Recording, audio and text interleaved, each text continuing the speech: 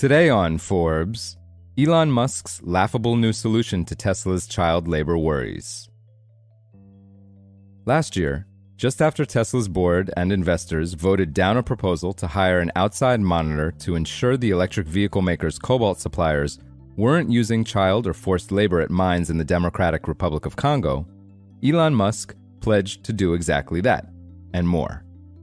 Speaking to a raucous, adoring crowd of shareholders at Tesla's annual meeting in May 2023, Musk, now the world's wealthiest person, said, quote, "I heard a question raised about cobalt mining, and you know what? We will do a third-party audit. In fact, we'll put a webcam on the mine." He added, while giggling, quote, "If anybody sees any children, please let us know." But Forbes has learned that a year later, Musk's promised webcam hasn't materialized as expected. Rather than a live camera feed, the Komodo Copper Company, that's Tesla's main cobalt source, instead posts a single photo of the sprawling mine complex in southern Congo every month, taken by an Airbus satellite orbiting far above the Earth. There are no children to be seen, but that's because the resolution isn't nearly sufficient to reveal anything smaller than processing facilities and the scarred landscape of a highly industrialized open-pit mine. Tesla also claims to have had multiple third-party reviews of working conditions at Komodo, which is owned by the global mining giant Glencore, according to its latest environmental impact report. The company said, quote, "Our direct suppliers undergo third-party audits to ensure no child labor happens at these mines and no material from unauthorized sources enters our supply chain." It goes on, quote, 4 audits were conducted in 2023 and found no instances of child labor at our direct suppliers' sites. But, according to Courtney Wicks, the executive director of Investor Advocates for Social Justice, neither the monthly satellite image nor the third-party reviews address ongoing problems with cobalt and copper mining. She represented the group of Tesla shareholders last year who tried to get the company to adopt more rigorous guidelines for cobalt sourcing in 2023. Wicks told Forbes, quote, "Taking one picture a month, it's not really a comprehensive plan." She said that steps Tesla has taken, quote, "are not worth even mentioning. The effectiveness is just not sufficient at this stage."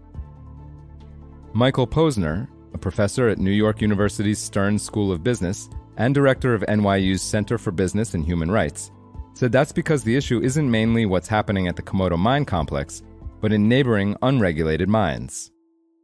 A new study he worked on with the Geneva Center for Business and Human Rights estimates that about 40,000 people under 18 work or are present at the artisanal small-scale mining, or ASM, operations in Congo. According to the study, children are often there, quote, "because their families do not have access to childcare. Older children also work in ASM because families need additional income," end quote. Posner said, quote, "Monitoring what goes on in a mechanized mine site ignores the central problem, which is that a significant percentage of cobalt is coming from artisanal mines. Cobalt from these smaller-scale mines is sold to traders and mixed in with metal coming from industrial mines like Komodo. But, Posner said, Tesla's not monitoring them at all, quote, and that's the problem." Posner said that a further complicating factor is cobalt from Congo is shipped to China for refining, making it even harder to ensure that it's not sourced from an artisanal mine. He said, quote, "By the time it's put inside of a battery in the United States or Europe, it's all been commingled somewhere in China." Cobalt is a crucial component of the batteries Tesla builds for its electric vehicles. Found in combination with copper, the material acts as a stabilizing ingredient in the cathodes of lithium-ion batteries that improves energy density. Congo is the leading source, with about 70% of the world's cobalt. While cobalt currently goes for about $28,000 per metric ton, less than half the price it was 2 years ago, it's still lucrative to mine. Batteries using it go into everything from iPhones to laptops to electric cars.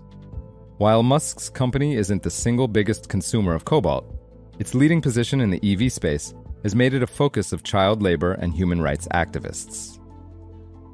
For full coverage, check out Alan Owensman's piece on Forbes.com.